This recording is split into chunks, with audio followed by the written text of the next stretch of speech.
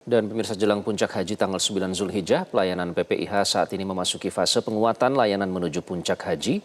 Masjidil Haram pun semakin dipadati jutaan jemaah dari berbagai penjuru dunia. Informasi selengkapnya akan disampaikan jurnalis Metro TV Mahmud Fauzi dan Bayu Prayudanto langsung dari Mekah, Arab Saudi.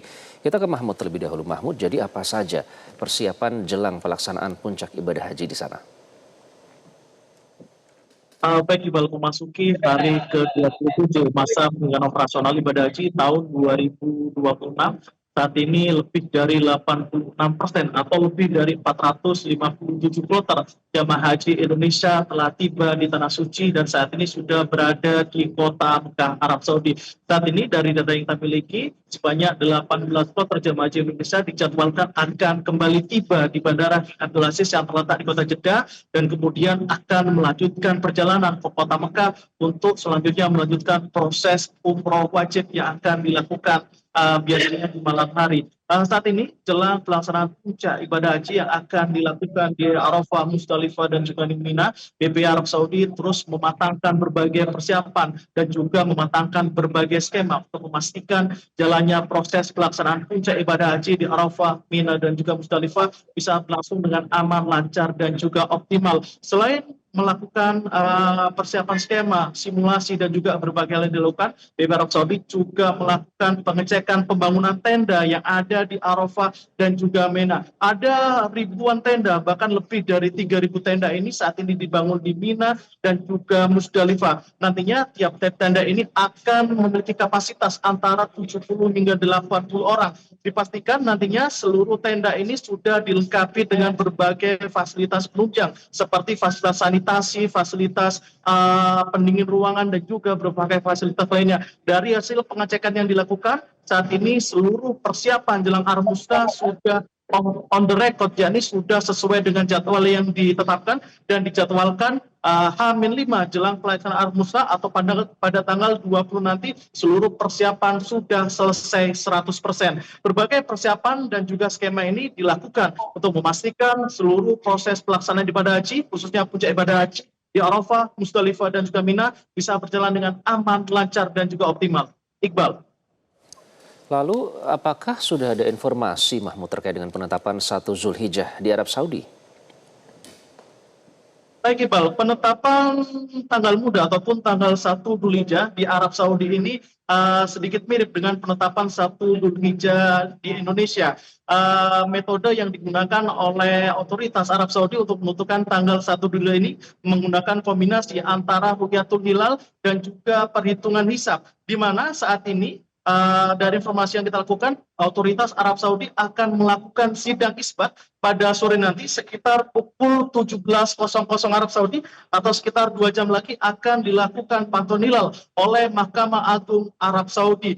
Selain melakukan pantauan hisab, Mahkamah Agung ataupun otoritas Arab Saudi ini juga menyebarkan tim Rukyatul Hilal ke beberapa lokasi yang sudah ditentukan untuk melakukan pemantauan pada saat matahari tenggelam. Hasil dari Rukyatul Hilal yang dilakukan oleh Tianma Saudi ini nantinya akan dihimpun dan dikumpulkan untuk diverifikasi di Mahkamah Agung Arab Saudi. Nanti hasilnya akan diumumkan melalui media nasional Arab Saudi. Selain itu, jika sudah ada keputusan kapan tanggal 1 Dzulhijjah, maka biasanya akan ditandai dengan dinyalakannya lampu laser yang berada di Zamzam Tower yang terletak di kota Mekah. Meskipun hingga saat ini masih belum ada keputusan terkait kapan jatuhnya 1 Dzulhijjah 2026, namun dari informasi yang beredar kemungkinan besok hari Senin 18 Mei bertepatan dengan 1 Dzulhijjah di Arab Saudi. Namun untuk kepastiannya kita masih akan menunggu keterangan resmi dari otoritas Arab Saudi yang kemungkinan akan diumumkan setelah sholat maghrib atau sekitar pukul 19.00 waktu Arab Saudi. Iqbal. Mahmud, terima kasih. Kita ke Bayu. Bayu, terlihat ya jumlah jemaah membludak di kawasan Masjidil Haram. Nah, jadi dari pantauan Anda di sana, aktivitas ibadah apa yang paling banyak dilakukan para jemaah haji, Bayu? Ya, Iqbal, saya mau mengingat memori Mas Iqbal ya pada saat berangkat ibadah haji tahun lalu. Mungkin Mas Iqbal masih ingat ini ada di mana? Ini ada di antara Zamzam Tower dan Mekah Tower dan kurang lebih ya 50 meter ya. Itu sudah pelataran Masjidil Haram. Cuman karena alasan keamanan kita nggak mungkin ke arah sana ya untuk live report. Alhamdulillah, Itu sejak saya sudah sepekan di Mekah, Arab Saudi ya, itu terasa sekali peningkatan dari jumlah jemaah haji yang datang ke Mekah, Arab Saudi. Setidaknya itu terkonfirmasi ketika kita melaksanakan ibadah apapun di Masjidil Haram, baik itu melaksanakan sholat fardu ataupun melaksanakan umroh ya. Uh, Jumlah jemaah haji dari seluruh penjuru dunia itu sudah datang ke kota Mekah untuk melaksanakan ibadah haji yang kurang lebih 1 pekan lagi gitu. Dan memang masing-masing jemaah itu memiliki keinginan semangat beribadah di Masjidil Haram. Nah, inilah yang membuat Masjidil Haram sekarang itu makin padat gitu. Bahkan kalau setiap habis sholat fardu itu Masjidil Haram itu bagaikan lautan manusia gitu, padat sekali. Dan di antara jamaah itu juga punya kesan dan punya cerita bagaimana dia bisa beribadah di Masjidil Haram. Seperti yang bisa saya ceritakan, misalkan ketika saya berbincang dengan jemaah-jemaah yang berangkat bersama saya itu, ketika ingin melaksanakan sholat fardu tuh kayak punya strategi atau kiat bagaimana caranya bisa mendapatkan tempat teraman dan ternyaman dari sengatan panas gitu. Biasanya kan kalau waktu zuhur atau waktu asar itu kan cuacanya luar biasa panas begitu. Nah itu dia biasanya berangkat, mereka biasanya berangkat sekitar 2 jam atau bahkan 3 jam atau bahkan bertahan dari pagi gitu untuk bisa melaksanakan sholat fardu di Masjidil Haram di tempat yang sejuk dan tidak terkena dengan sengatan panas gitu. Dan banyak juga cerita-cerita lainnya gitu di balik kepadatan ini gitu. Salah satunya itu adalah ukhuwah atau persaudaraan. Alhamdulillah saya sepekan di sini tuh banyak kenalan gitu ya, banyak saudara-saudara kita jamaah haji asal Indonesia begitu yang datang begitu, yang hotelnya jauh-jauh dari Masjidil Haram tuh rela datang ke Masjidil Haram gitu untuk melaksanakan ibadah gitu. Ada beberapa teman-teman saya, boleh saya kenalkan.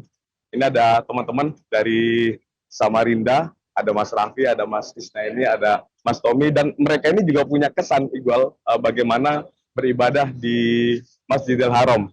Kita ngobrol sama Mas Tommy. Assalamualaikum Mas Tommy. Waalaikumsalam warahmatullahi wabarakatuh. Mas Tommy, udah berapa hari di Arab Saudi? Sekitar 10 hari berarti nih ya. Mulai dari Jumat, ini sudah hari Minggu ya. Berarti sekitar 10 harian di sini. Mas Tommy, apa sih kesan selama ini yang dirasakan pada saat beribadah di Masjidil Haram? Kalau kesan yang paling menurut saya nih ya, kesan yang paling enak itu pas saya sholat di depan Ka'bah di saf pertama, hitungannya saf pertama dunia lah itu kan ya. Soalnya pas di depan di rukun Yamani. Itu rasa hati mau doa apa aja saya sampaikan di situ. Nah, itu saya belum bisa tuh, baru sampai ke sisi luarnya Ka'bah aja gitu. Oke, terima kasih Mas Tommy. Ya itulah bagaimana kesan dari jamaah Indonesia ya. Memang target untuk bisa sholat di dekat Ka'bah itu menjadi sesuatu yang paling ingin dikejar gitu ya. Tapi ya lagi-lagi kita juga harus memperhatikan fisik dan stamina kita untuk tidak memaksakan diri beribadah lah. Ya kembali lagi kepada jamaah bagaimana mereka bisa mengukur diri antara kesehatan, stamina dengan waktu ibadah. Iqbal. Ya, Bayu, biasanya kalau jelang waktu sholat di belakang Anda sudah penuh dengan jamaah ya. Kalau tidak salah banyak jemaah dari teman-teman dari Afrika di sana. Bayu, berbicara soal kesehatan, saya cek di aplikasi pemantau suhu di sana 43 derajat Celcius. Ini luar biasa, tapi karena mungkin di sana kering ya, jadi tidak gampang berkeringat seperti kalau di Indonesia. Nah, tentu itu berpengaruh terhadap kondisi kesehatan. Apa himbauan untuk menjaga kesehatan dan juga agar tidak kelelahan karena pasti ingin memaksimalkan ibadah di sana apalagi jelang pelaksanaan Armusna, Bayu? Ya Iqbal, 2 hari lalu saya melaksanakan sholat Jumat di Masjidil Haram ya, dan kebetulan dan alhamdulillah saya mendapatkan tempat itu di rooftop. Jadi bisa dibayangkan Iqbal bagaimana panasnya gitu ya, tapi ya tetap kita syukuri kita masih bisa melaksanakan ibadah di Masjidil Haram. Dan saat itu cuacanya suhunya 42 derajat Celcius. Jadi saya langsung membayangkan apa mungkin ini akan menjadi gambaran pada saat saya nanti menjalani wukuf di Arafah. Tapi dari semua itu yang paling penting itu adalah air mineral, Iqbal. Kebutuhan air mineral itu jangan sampai kita kekurangan ya Mas Iqbal.